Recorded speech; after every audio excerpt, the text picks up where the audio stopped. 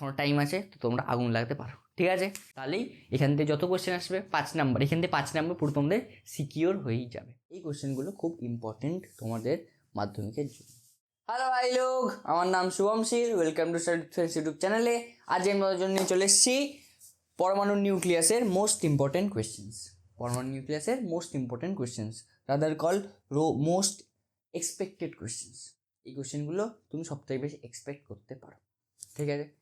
আজ আধ ঘন্টা কি 45 মিনিট কতক্ষণের ভিডিও আমি ঠিক জানি না, যতক্ষণের ভিডিও হবে এই কোয়েশ্চেনগুলো খুব ইম্পর্টেন্ট তোমাদের মাধ্যমিকের জন্য, ঠিক আছে? তো সবাই শীতকালে লেপ টেপ কম্বল থেকে বেরিয়ে এসে চেয়ার টেবিলে বসো এবং পড়াশোনা স্টার্ট করি, চলো। তো আজকে ফার্স্ট কোয়েশ্চেন কি আছে? ভরের সঠিক ক্রম লেখো। কিসের আলফা বিটা ও গামার মধ্যেকার ভরের সঠিক ক্রম লেখো। সবাই জানি আমরা আলফা সব থেকে ভারী হয়, তারপরে বিটা হয়, তারপরে গামা হয়। গামার কোনো ওয়েট থাকে না, ঠিক আছে? এবার আরেকটা কথা হচ্ছে গিয়ে এখান থেকে আরও কোশ্চেন আসতে পারে। দেখো, আমি তোমাদের একটা কোশ্চেন ধরে ওটাকে পুরো অ্যানালাইজ করার চেষ্টা করবো, ঠিক আছে? মানে আসল কথা হচ্ছে কি, আমাদের কী করতে হবে, কোশ্চেন পেপারটাকে পুরো ভালো করে অ্যানালাইজ করতে হবে। এখান থেকে কোশ্চেন আসতে পারে বেশি, সেটাই আমরা করছি, ঠিক আছে? তো দেখো, আলফা বিটাকে আমার ভরের ক্রম জিজ্ঞাসা করেছে। এবার আলফা বিটাকে আমার ভেদন ক্ষমতাও জিজ্ঞাসা করতে পারে। এটা হচ্ছে কি ভরের ক্রম, ভর। ভেদন ক্ষমতা কি জানো? গামার ভেদন ক্ষমতা সব থেকে বেশি, তারপরে বিটার, তারপরে আলফার। ভেদন ক্ষমতার ক্রম এটা। ভেদন ক্ষমতার ক্রম এটা। এবার তোমাকে জিজ্ঞাসা করতে পারে, দেখো আলফা কণা হচ্ছে কি আসলে প্রোটন, দুটো প্রোটনকে আলফা কণা বলে, ঠিক আছে? দুটো প্রোটন, ঠিক আছে? বিটা হচ্ছে গিয়ে একটা ইলেকট্রন, আর গামা হচ্ছে গিয়ে ম্যাগনেটিক ওয়েভ, ঠিক আছে? মানে কি ইএম ওয়েভ, মানে এটা হচ্ছে গিয়ে একটা তড়িৎ চুম্বকীয় তরঙ্গ। গামা হচ্ছে গিয়ে একটা তড়িৎ চুম্বকীয় তরঙ্গ। এবার আর কি কোশ্চেন জিজ্ঞাসা করতে পারে এখান থেকে? হলো ওয়েট বলে দিলাম। দেখো, আলফার এগুলো সব বলে দিচ্ছে একবারে। আলফার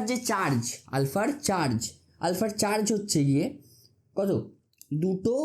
2 ইন্টু প্রোটনের চার্জ কত হয়? এত into 10⁻⁻⁹ equal to 32 into 10⁻⁻⁹ coulomb, ঠিক আছে? বিটার চার্জ কত? দেখো, একটা যেহেতু ইলেকট্রন, তো বিটার চার্জ কত? 1.6 ইন্টু 10⁻⁻⁹ কুলম। গামার হ্যাঁ, ঠিক আছে। গামার চার্জ কত? গামার চার্জ হচ্ছে গিয়ে কত? গামার চার্জ হচ্ছে গিয়ে 0, নিস্তড়িত। গামাই এদের মধ্যে একমাত্র নিস্তড়িত, ঠিক আছে? তুমি যদি জিজ্ঞাসা করা হয় ইলেকট্রিক ফিল্ড যদি আমরা দিই, দুটো যদি ইলেকট্রিক ফিল্ড দিই, একটা পজিটিভ একটা নেগেটিভ ইলেকট্রিক ফিল্ড, বা যেটাকে বাংলায় বলা হয় তড়িৎ ক্ষেত্র, ঠিক আছে? বাংলায় কি বলা হয়? তড়িৎ ক্ষেত্র। যদি আমরা দুটো ইলেকট্রিক ফিল্ড দিই, তাহলে যদি এরকম 3টে রশ্মি আসে, আলফা বিটা ও গামা রশ্মি যদি আসে, কোনটা কোন দিকে যাবে, ঠিক আছে? তাহলে কি আলফা রশ্মি যেহেতু পজিটিভ, তাই পজিটিভটা কোন দিকে যাবে? পজিটিভটা তাহলে কোন দিকে যাবে? নেগেটিভের দিকে। পজিটিভটা কোন দিকে যাবে? নেগেটিভের দিকে। এটা আলফা রশ্মি। গামা রশ্মি কোন দিকে যাবে? গামা রশ্মি পজিটিভের দিকে যাবে, কারণ গামা হচ্ছে গিয়ে নেগেটিভ চার্জড। দেখো, নেগেটিভ চার্জ, তাই কি ওটা পজিটিভের দিকে যাবে। এটা গামা, গামা না, বিটা। এটা বিটা, আর গামা রশ্মি কি? গামা রশ্মি যেহেতু নিস্তড়িত, তাই ওটা কি সোজা বেরিয়ে যাবে। বুঝতে পেরেছো? এই কোশ্চেনগুলো আসতেই পারে এখান থেকে, তো এই কোশ্চেনগুলো একটু মাথায় রাখবে। আমি যে কথাগুলো বললাম এগুলো একটু মাথায় রাখবে, যে আলফা, আর শোনো, আলফা বিটা আর গামার যে কি বলো না, ডিফারেন্সটা কোথায় কোথায় পার্থক্য আছে, সেটাকে খুব, যে চার্ট আছে তোমাদের বইতে, সেই চার্টটাকে খুব ভালো করে পড়বে। রাজু দাদা, আমি তোমাকে একটা চার্ট পাঠিয়ে দিচ্ছি তোমাদের জন্য, যে চার্টটা তুমি একটুখানি ভালো করে লাগিয়ে দিও, যাতে ওরা পড়তে পারে কোশ্চেনটা শেষে, ঠিক আছে? নেক্সট কোশ্চেন কি? তেজস্ক্রিয় রশ্মি পরমাণুর কোন অংশ থেকে নির্গত হয়? তেজস্ক্রিয় রশ্মি পরমাণুর কোন অংশ থেকে নির্গত হয়? তেজস্ক্রিয় রশ্মি পরমাণু নিউক্লিয়াস থেকে নির্গত হয়। কোথা থেকে? নিউক্লিয়াস থেকে নির্গত হয়, ঠিক আছে? তার জন্যই চ্যাপ্টারের নাম পরমাণুর নিউক্লিয়াস। এখানে লেখা নেই যদিও, চ্যাপ্টার তার জন্যই নাম পরমাণু নিউক্লিয়াস, যেহেতু তেজস্ক্রিয় রশ্মিরা পরমাণু নিউক্লিয়াস থেকে নির্গত হয়, ঠিক আছে? দেখো, এবার কি কোশ্চেন আছে? আলফা কণায় উপস্থিত একটি প্রোটন, একটি নিউট্রন, একটি প্রোটন, দুটি নিউট্রন, একটি ইলেকট্রন। দেখো, আলফা কণায়, দেখো আমি তোমাদের একটু তখন ভুল বলে দিয়েছি, মানে ভুল বলিনি, মানে পুরো ইনফরমেশনটা দিইনি। আলফা কণায় দুটো প্রোটন থাকে আর দুটো নিউট্রন থাকে, ঠিক আছে? তার জন্য আলফা কণার ইয়ে হয় 4, এখানে 2, ঠিক আছে, মানে এটা হচ্ছে ভর সংখ্যা হচ্ছে গিয়ে 4, আর কি বলে অ্যাটম যেটাকে বলা হয় পরমাণু সংখ্যা হচ্ছে গিয়ে 2, ঠিক আছে, এটা মনে রাখবে। আলফা কণায় কি হয়, 2টো প্রোটন 2টো নিউট্রন, তাহলে এখানে অপশন কি হবে, অপশান সি হবে উত্তর, ঠিক আছে। আর বিটা কণায় কি হয় দাদা, বিটা কণায় প্রোটন সংখ্যা নিশ্চয়ই শূন্যই হবে, বিটা কণায় প্রোটন সংখ্যা শূন্য। দেখো বিটা কণাকে এরকম দেখতে হয়, ভর সংখ্যা 1 হয়, নিউট্রন সংখ্যা 0 হয়, তাহলে নিউট্রন কত থাকে, নিউট্রন বিটায় কি বললাম, একটা ইলেকট্রন থাকে, আর নিউট্রন একটাও থাকে না, ঠিক আছে, বিটা কণায় এরকম হয়। আর গামা কণায় কি হয়, গামা কণায় কি হয়, গামায় দুটোই শূন্য হয়, ভর সংখ্যাও শূন্য হয়, মানে ইলেকট্রন শূন্য, প্রোটন শূন্য, প্রোটন শূন্য, তারপর আর কি নিউট্রনও শূন্য থাকে, ঠিক আছে, এগুলো একটু মনে রাখবে। এবার নেক্সট কোশ্চেন কি আছে, পরমাণুর নিউক্লিয়াস থেকে কি একসঙ্গে আলফা কণা ও বিটা কণা নির্গত হওয়া সম্ভব? উত্তর হবে, সবাই জানো না, উত্তর হবে না। আলফা কণা, বিটা কণা বা গামা কণা তিনটে একসাথে বেরোয় না, সবকটা আলাদা আলাদাভাবে বেরোয়, ঠিক আছে। একটা নিউক্লিয়াস থেকে একসঙ্গে মানে এক মোমেন্টে তিনটে কণা একসাথে বেরোয় না, ঠিক আছে, হয় আলফা কণা বেরোবে, নয় বিটা, নয় গামা, বুঝতে পেরেছো? আর দাদা তাহলে আমরা যখন ওই কি বলুন না, অনেক রিয়াকশন দেওয়া থাকে, সেটা দেখি আলফা 4টে বেরিয়েছে, বিটা 20টা বেরিয়েছে, গামাও বেরিয়েছে, দুটো 3টে বেরিয়েছে, তো তখন কি হয়, তখন ধাপে ধাপে হয়, স্টেপটা ধাপে ধাপে হয়, স্টেপ ওয়াইজ, বুঝলে, ধরো যে প্রথমবার আলফা কণা বেরোলো, তারপরে বিটা বেরোলো, তারপরে গামা বেরোলো, বুঝতে পেরেছো? এটা হচ্ছে কথা। এবার বলছে দেখো, কোন নিষ্ক্রিয় গ্যাসের তেজস্ক্রিয় ধর্ম আছে, নিষ্ক্রিয় গ্যাস কাদের কোনগুলোকে বলে, ধরো যে হিনা, নিনা অর্কারিনা, জেরক্স, রঙিন, এগুলো নিষ্ক্রিয় গ্যাস। এদের মধ্যেই লাস্টেরটা যেটাকে বলে রেডনের তেজস্ক্রিয় ধর্ম আছে, ঠিক আছে, এটা একটু মনে রেখে দেবে। দেখো এবার এরকম একটা কোশ্চেন আসতে পারে, এই দেখো কতগুলো বলেছে কোশ্চেন, কোনটি তেজস্ক্রিয়, একটা এমসিকিউর কোশ্চেন, কোনটি তেজস্ক্রিয়, একটা আছে কার্বন 12, ঠিক আছে, অক্সিজেন 16, আর সোডিয়াম 23, আর আছে কি বলার নাম, কার্বন 14, ঠিক আছে। এইখানে তোমাদেরকে বুঝতে হবে যে তেজস্ক্রিয় হলে দেখো যেটা ভর সংখ্যা, দেখো এদের ভর সংখ্যাটা কত দেওয়া আছে, তেজস্ক্রিয় হলে ওটা ভর সংখ্যা থাকবে না, ভর সংখ্যা যেটা হবে, কার্বনের ভর সংখ্যা কত, 12, দেখো এখানে ফার্স্ট অপশন এতে 12ই আছে, অপশন বিতে অক্সিজেনের ভর সংখ্যা 16, অপশন বিতে অক্সিজেনের ভর সংখ্যা 16ই আছে, সোডিয়ামের ভর সংখ্যা 23, ওটাই আছে, কিন্তু অপশন ডিতে কার্বন 14 আছে, তার মানে কি, ওটা একটা তেজস্ক্রিয় মৌল। তোমাদেরকে চেক করতে হবে, যদি ভর সংখ্যা, আসল যে ভর সংখ্যা আর এইখানে যেটা দেওয়া থাকবে তাদের মধ্যে যদি আলাদা পার্থক্য থাকে, তাহলে সেটা একটা তেজস্ক্রিয় মৌল, এটা তোমরা বলতে পারো, ঠিক আছে। ধরো যে কার্বনের দিল, অক্সিজেনের দিল, পরের বার কিছু দিল, সেগুলো তোমাদের বলতে হবে, বুঝতে পেরেছো? তাহলে এখানে কি হবে, অপশন ডি, কার্বন 14 হচ্ছে কি একটি তেজস্ক্রিয় মৌল, বুঝতে পেরেছো? দেখো অপশন এটা কি ছিল, 12, এটাও 6, মানে এটার পরমাণু সংখ্যাও 6, এটার পরমাণু সংখ্যাও 6, তাহলে এই দুটো কি হচ্ছে, একে অপরের আইসোটোপ, স্পেলিং জানি না, ঠিক আছে, আইসোটোপ, এটা স্পেলিং আমি জানি না, ঠিক আছে, মুছে দিচ্ছি বাবা, লোকজন আবার কি করবে, হ্যাঁ, ঠিক আছে, একে অপর আইসোটোপ, এই দুটো একে অপর আইসোটোপ কাকে বলে দাদা, যাদের পারমাণবিক সংখ্যা সেম হয় কিন্তু ভর সংখ্যা আলাদা হয়, তাদেরকে আইসোটোপ বলে, বুঝতে পেরেছো? তাই এইটা হচ্ছে একটা তেজস্ক্রিয় মৌল, এটা একটা নর্মাল মৌল, ঠিক আছে।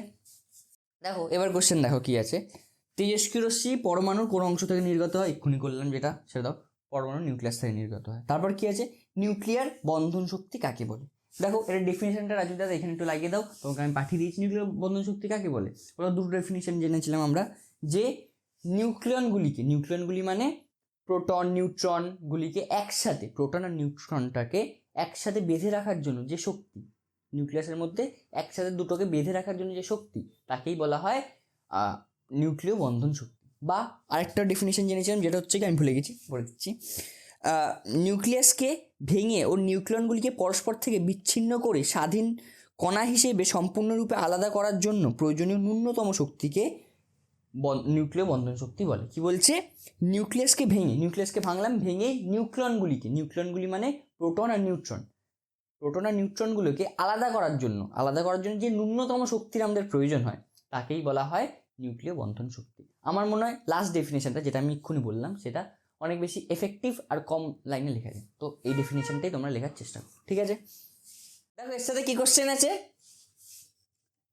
থোরিয়াম 234 থেকে কত হচ্ছে, লেড 206 আর 80, ঠিক আছে? দেখো আমরা জানি, এবার বলছে পরিবর্তনের সময় কটি আলফা কণা ও কটা বিটা কণা নির্গত হয়, ঠিক আছে? এখান থেকে এত পরিবর্তনের সময় কটা আলফা কণা নির্গত হয়, কটা বিটা কণা নির্গত হয়। দেখো আমরা জানি আলফা কণা যদি বের হয় তাহলে 4টে করে পরমাণু সংখ্যা, ভর সংখ্যা 4 করে কমে, আর কি বলে পরমাণু সংখ্যা 2 করে কমে, বুঝতে পেরেছো? পরমাণু সংখ্যা 2 করে কমে। আর বিটা কণা যদি বের হয় ভর সংখ্যা সেম থাকে, ভর সংখ্যায় কোনো চেঞ্জ হয় না, কিন্তু পরমাণু সংখ্যা 1 করে বাড়ে, ঠিক আছে? বিটা যেহেতু ইলেকট্রন তাই পরমাণু সংখ্যা 1 করে বাড়ে। এবার তাহলে আমরা দেখো যদি আলফা কণা বেরোয় তাহলে শুধু কি চেঞ্জ হচ্ছে এটা, কিন্তু বিটা কণা বেরোলে ভর সংখ্যা যেহেতু কোনো চেঞ্জ হচ্ছে না, তাহলে আমি এইটা আর এটার মধ্যে মাইনাস করে ডিফারেন্সটা বের করে 4 দিয়ে যদি ভাগ করে দিই তাহলে কি আলফা কণার মান বেরিয়ে যাবে, কতগুলো আলফা কণা বেরিয়েছে। হ্যাঁ, তাহলে সেটাই করি আগে, চলো। কত হচ্ছে 206 - 34 করলে কত হচ্ছে, এখানে হচ্ছে কি 28, একটু ভালো করে লিখে দেবে যে ভর সংখ্যার পার্থক্য হলো কত, ভর সংখ্যার পার্থক্য 234 - 206, তাহলে কত হচ্ছে 28, ঠিক আছে? সুতরাং আলফা কণার মান না, আলফা কণার সংখ্যা কত হচ্ছে তাহলে 28 / 4 = কত হচ্ছে 7। আলফা কণা তাহলে কটা বেরিয়েছে, 7টা আলফা কণা বেরিয়েছে। দেখো যদি 7টা, এবার শোনো, এবার হচ্ছে ইম্পর্টেন্ট কথা, যদি 7টা আলফা কণা যদি বেরোতো তাহলে এটা কি চেঞ্জ হওয়া উচিত ছিল, 7টা আলফা কণা বেরোলে 7 × 2, তার মানে 7 × 2 মানে 14টা এটা কমা উচিত ছিল, কি বলার নাম, পরমাণু সংখ্যা 14 পরমাণু সংখ্যা কমা উচিত ছিল, তার মানে কত হওয়া উচিত ছিল 90 - 14, কত হচ্ছে 90 - 14তে 76 পরমাণু সংখ্যা হওয়া উচিত ছিল, কিন্তু কত আছে পরমাণু সংখ্যা আছে 82, পরমাণু সংখ্যা কত আছে 82, তাহলে কত থাকা উচিত ছিল 76, কিন্তু আছে কত 82, তার মানে কি কত পরমাণু সংখ্যা কত বেড়েছে, পরমাণু সংখ্যা বেড়েছে 6টা পরমাণু সংখ্যা বেড়েছে। আর পরমাণু সংখ্যা একমাত্র কি করলে বাড়ে, বিটা যত বেরাবে ততগুলো পরমাণু সংখ্যাও বাড়বে। তার মানে এখান থেকে কি বোঝা যাচ্ছে যে 6টি বিটা কণা নির্গত হয়েছে,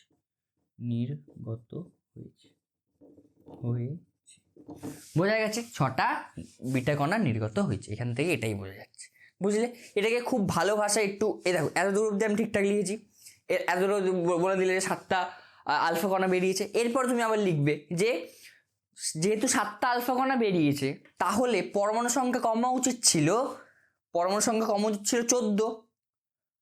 14 কমে কত হতো, সুতরাং লিখবে পরমাণু সংখ্যা কমা উচিত ছিল 14 কমার পরে এবার লিখবে যে পরমাণু সংখ্যা যদি 14 কমতো তাহলে পরমাণু সংখ্যা হতো কত হতো 76, তাহলে পরমাণু সংখ্যা হতো 76, কিন্তু যেহেতু পরমাণু সংখ্যা এখানে 82, তার মানে 6টা বিটা কণা নির্গত হয়েছে, এটা কি খুব ভালো, আমি যেরকম ভাবে বললাম এই এতদূর অব্দি লিখবে, তারপরে যেটা বললাম সেটাকে পুরো ভালো করে লিখলেই তোমরা এখান থেকে মেবি এটা 1 মার্কস কি 2 মার্কস আসে, সেই মার্কসটা পুরো পেয়ে যাবে, বুঝতে পেরেছো? খুব ভালো অঙ্ক। এরকম আরও একটা অঙ্ক আছে, সেটাকে নিয়ে আমি এবার আসছি। এবার দেখো আগের যে অঙ্কটা ছিল সেম টু সেম অঙ্ক, কিন্তু এটাতে একটু উল্টে দিয়েছে। কি দিয়েছে দেখো অঙ্কটা, একটি তেজস্ক্রিয় পরমাণু এক্স, ভর সংখ্যা হচ্ছে গিয়ে এক্স এর ভর সংখ্যা কত 235 এবং পরমাণুর সংখ্যা 92, এর নিউক্লিয়াস থেকে একটি আলফা কণা নির্গত হয়েছে, কটা, একটা আলফা কণা নির্গত হয়েছে। একটা আলফা কণা নির্গত হলে কত হবে, আলফা কণা মানে এটা, তাহলে একটা আলফা কণা নির্গত হলে কত হচ্ছে 231x90, তাই তো, এটা হতো।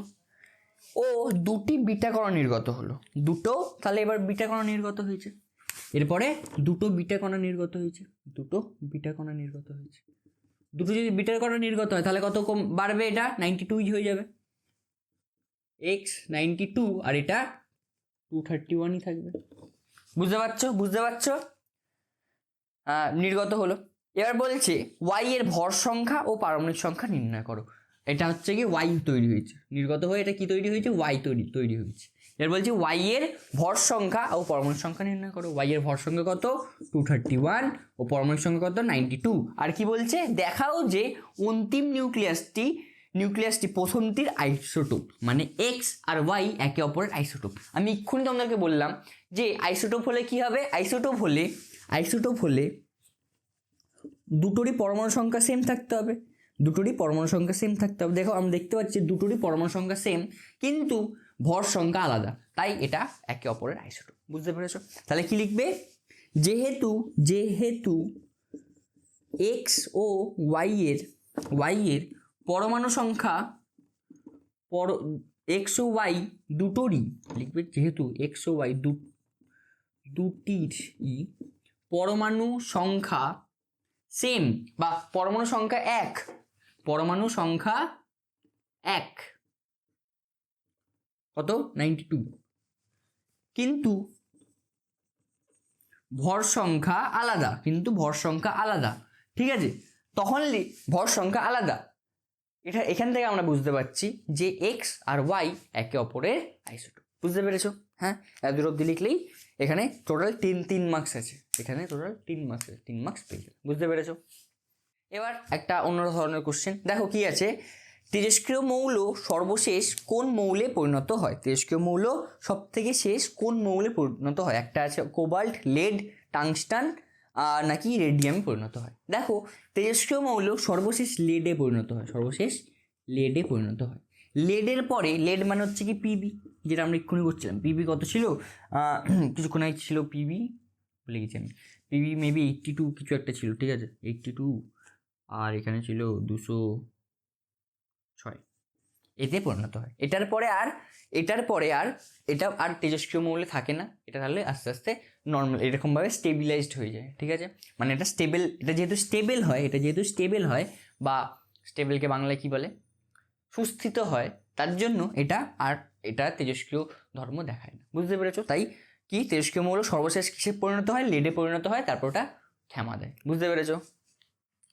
এবার কি কোশ্চেন আছে দেখো, তেজস্ক্রিয়তা একটি নিউক্লিয় ঘটনা, ব্যাখ্যা করো। আর তার সাথে আছে নিউক্লিয় সংযোজনের পূর্বে বিভাজন কেন ঘটানো হয়। নিউক্লিয় সংযোজন একটা বিক্রিয়া এবং বিভাজন একটা বিক্রিয়া, তোমরা নিশ্চয়ই জানো। এটা কেন, বা বলছে যে নিউক্লিয় সংযোজন যখন হয় তার আগে নিউক্লিয় বিভাজন কেন ঘটানো হয়। ঠিক আছে, দেখো ফার্স্ট কোশ্চেনের উত্তর হচ্ছে গিয়ে তেজস্ক্রিয়তা একটি নিউক্লিয় ঘটনা, সেটা ব্যাখ্যা করো। তেজস্ক্রিয়তা একটি নিউক্লিয় ঘটনা, এটা এখান থেকেই বোঝা যায় যে তেজস্ক্রিয়তা যদি হয়, কোনো মৌল যদি তেজস্ক্রিয়তা হয় তাহলে কি হবে, তার কি বলার নাম, ইলেকট্রন বিন্যাসের কোনো চেঞ্জ হয় না, এবং সেটার কি বলে চাপ বা তাপের ওপর কখনো এফেক্ট ফেলে না। ধরো যে চাপ প্রয়োগ করলে বা তাপ প্রয়োগ করলে তার তেজস্ক্রিয়তার ওপর কোনো এফেক্ট ফেলে না। বুঝতে পারলে? এখান থেকেই বলতে পারি তেজস্ক্রিয়তা একটি নিউক্লিয় ঘটনা। বুঝতে পেরেছো? আর কি বলছে, নিউক্লিয় সংযোজনের পূর্বে বিভাজন কেন ঘটানো হয়। নিউক্লিয় সংযোজনের পূর্বে বিভাজন ঘটানো হয় কারণ তোমরা নিশ্চয়ই পড়ে থাকবে যে নিউক্লিয় সংযোজন অনেক উচ্চ টেম্পারেচারে করা হয়, অনেক উচ্চ তাপমাত্রায় ঘটানো হয়। তার জন্য যেহেতু আমাদের অনেক উচ্চ তাপমাত্রা লাগবে, তার জন্য নিউক্লিয় বিভাজন প্রথমে ঘটানো হয়, তারপর তাপমাত্রাটা অনেক বেড়ে গেল, তারপরে সেই তাপমাত্রায় আমরা নিউক্লিয় সংযোজন করতে পারি। বুঝতে পারলে? এই দুটোই খুব ভালো করে লিখে আমি এখানে লাগিয়ে দিচ্ছি, রাজবিদা ফর্ডে একটু লাগিয়ে দাও, সেটা তোমরা একটু ভালো করে স্ক্রিনশট নিয়ে নিতে পারো বা খাতায় লিখে নিতে পারো। ঠিক আছে, দেখো এবার কোশ্চেন আছে, নিউক্লিয় বিভাজনের সংজ্ঞা দাও, ইউরেনিয়ামের নিউক্লিয়াসের বিভাজনের সমীকরণটি লেখো। দেখো নিউক্লিয় বিভাজনের সংজ্ঞা দিতে পারে বা নিউক্লিয়ার কি বলার নাম নিউক্লিয়ার সংযোজনের বিক্রিয়ার সংজ্ঞা দিতে পারে। ঠিক আছে, বলবে এটা নিউক্লিয়ার বিভাজন কাকে বলে বা নিউক্লিয়ার সংযোজন কাকে বলে, সেই সংজ্ঞা দুটোই তোমরা পড়বে, খুব ইম্পর্টেন্ট, আমি এখানেই রেখে দিচ্ছি। ঠিক আছে, এটা একটুখানি পড়ে নেবে। ঠিক, এবার ইউরেনিয়ামের নিউক্লিয়াসের বিভাজনের সমীকরণ দেখো। ইউরেনিয়ামের কি ইউরেনিয়াম 35, আর এটা হচ্ছে গিয়ে ইউরেনিয়াম 92 প্লাস একটা নিউট্রন দিয়ে মারা হয়। নিউট্রন এটার মধ্যে জোরে ধাক্কা মারা হয়, মারার পরে কি হয় এটাতে কিসে কনভার্ট হয়? ইউরেনিয়াম 36, 236 আর 92, সেখান থেকে বিএ 141 আর 56 প্লাস কিসে কনভার্ট হয়? ইয়ে 36 আর 92 আর 3টে নিউট্রনস বেরোয়। বুঝতে পারলে? এটা হচ্ছে ইউরেনিয়ামের নিউক্লিয় বিভাজনের সংজ্ঞা। বুঝতে পেরেছো? এই সংজ্ঞা বলছি কেন, সমীকরণ। এটাকে একটু মনে রাখার চেষ্টা করবে, এটা পরীক্ষা দিতেই পারে। দেখো এবার কোশ্চেন, নিউক্লিয়ার সংযোজন প্রক্রিয়ায় সাহায্যে কোন বোমা প্রস্তুত করা হয়? নিউক্লিয়ার সংযোজন প্রক্রিয়ার সাহায্যে কোন বোমা প্রস্তুত করা হয়? তোমরা সবাই জানো নিউক্লিয়ার বিভাজনের সাহায্যে কোন বোমা প্রস্তুত করা হয়। সবাই কি নিউক্লিয়ার বিভাজনের মাধ্যমে পরমাণু বোমা প্রস্তুত করা হয়, কিন্তু এই কোশ্চেনটা অনেকেই জানো না। এই কোশ্চেনটা কি, নিউক্লিয়ার সংযোজনের প্রক্রিয়ার মাধ্যমে কোন বোমা প্রস্তুত করা হয়? নিউক্লিয়ার সংযোজনের মাধ্যমে হাইড্রোজেন বোমা প্রস্তুত করা হয়। বোঝা গেছে? হাইড্রোজেন বোমা প্রস্তুত করা হয় নিউক্লিয়ার সংযোজনের মাধ্যমে, এটা মাথায় রাখবে। কোশ্চেন করে দেখো, সূর্য এবং অন্যান্য নক্ষত্রগুলির শক্তির উৎস কি? সূর্য বা অন্যান্য নক্ষত্রের শক্তির উৎস কি? শক্তির উৎস হচ্ছে কি নিউক্লিয়ার সংযোজন বিক্রিয়া। নিউক্লিয়ার সংযোজন বিক্রিয়া। ঠিক আছে, এটা মাথায় রাখবে। এটা অনেকবার এসছে পরীক্ষাতেও, পিওয়াইকিউতেও আছে আর টেস্ট পেপারেও আছে। ঠিক, দেখো কি কোশ্চেন আছে, পরমাণু বোমা কোন নীতির ভিত্তিতে তৈরি করা হয়েছে? পরমাণু বোমা কোন নীতির ভিত্তিতে তৈরি করা হয়েছে? পরমাণু বোমা নিউক্লিয়ার বিভাজনের শৃঙ্খল বিক্রিয়া দ্বারা তৈরি করা হয়েছে। বুঝতে পেরেছো? এবং আজকের দিন লাস্ট কোশ্চেন হচ্ছে গিয়ে 1 AMU ইজ ইকুয়াল টু কত মেগা ইলেকট্রন ভোল্ট? কোশ্চেন করে দেখো, 1 AMU is equal to 931 mega electron volt. ঠিক আছে, হ্যাঁ। আরও একটা কোশ্চেন করতে পারে যে 1 বেকারল, কোশ্চেন করতে পারে যে তেজস্ক্রিয়তার এসআই একক কি? তেজস্ক্রিয়তার একক কি? তেজস্ক্রিয়তার হচ্ছে কি একক, তেজস্ক্রিয়তার একক কি? তেজস্ক্রিয়তার একক হচ্ছে গিয়ে বেকারল। কি বেকারল লিখছি না, বেকারল বা কিউরি। স্পেলিং ঠিক লিখিনি, জানি আমি, বাংলা লিখবো কুড়ি। ঠিক আছে, এটা হচ্ছে কি এসআই একক। ঠিক, এটা হচ্ছে কি সিজিএস একক। আর কি কোশ্চেন করতে পারে যে 1 বেকারল ইজ ইকুয়াল টু কত কিউরি? 1 বেকারল ইজ ইকুয়াল টু কত কিউরি? সিআই, কিউরিকে সিআই দিয়ে ডিনোট করা হয়। হ্যাঁ, তাহলে 1 বেকারল ইজ ইকুয়াল টু 2.7 ইন্টু 10⁻⁻, ভুলে গেছি আমি, একবার দেখে নিই। 10⁻⁻11 কিউরি। 2.7 into 10⁻⁻11 curiae. এইগুলো একটু মনে রাখার চেষ্টা করবে। আরেকটা আছে, কি বলার নাম, আরেকটা জিনিস আছে, তেজস্ক্রিয়তার ব্যবহার অনেক জায়গায় জিজ্ঞাসা করে, তেজস্ক্রিয় মৌলের ব্যবহার জিজ্ঞাসা করে। তার জন্য এই যে চারটা রাজীব দাদা নিশ্চয়ই লাগিয়ে দিচ্ছে, দেখো এই চারটার মধ্যে তেজস্ক্রিয়তার ব্যবহার দেখতে হবে। তেজস্ক্রিয় কার্বনের কি ব্যবহার? জীবাশ্ম প্রাচীন বস্তুর বয়স নির্ণয় করতে, সালোক সংশ্লেষ সম্পর্কে তথ্য জানতে তেজস্ক্রিয় কার্বনের প্রয়োজন হয়। সে তেজস্ক্রিয় ফসফরাসের কি জন্য দরকার হয়, ব্যবহার, এই ব্যবহারগুলো একবার পড়ে নেবে। ঠিক আছে, তাহলেই এখান থেকে যত কোশ্চেন আসবে 5 নাম্বার, এখান থেকে 5 নাম্বার পুরো তোমাদের সিকিওর হয়েই যাবে। বুঝতে পারলে? তো এই ছিল আজকের ক্লাস। ঠিক আছে, এই আধ ঘন্টার ভিডিওটা খুব ভালো করে পড়বে, মানে খুব ভালো করে দেখবে এবং টেস্ট পেপার সলভ করবেই, খুব ভালো করে টেস্ট পেপার সলভ করবে। পরীক্ষা প্রায় চলে এসছে, চাপ একটু কম নেবে। ঠিক আছে, আর এখনও টাইম আছে, তো তোমরা আগুন লাগাতে পারো। ঠিক আছে, ধন্যবাদ এতক্ষণ ধরে আমার ভিডিওটা দেখার জন্য। আর প্লিজ কমেন্ট করবে যে নেক্সট কোন চ্যাপ্টারের মোস্ট ইম্পর্টেন্ট কোশ্চেন্স লাগবে। বা আরও যদি অন্য কোনো স্টাডি মেটেরিয়াল বা মক টেস্টের জন্য কিছু প্রয়োজন হয় সেগুলো আমাকে বলবে। ঠিক আছে, ততদিনের জন্য ভালো থাকো, সুস্থ থাকো এবং জীবন আগুন লাগাতে থাকো। Tata, and good night.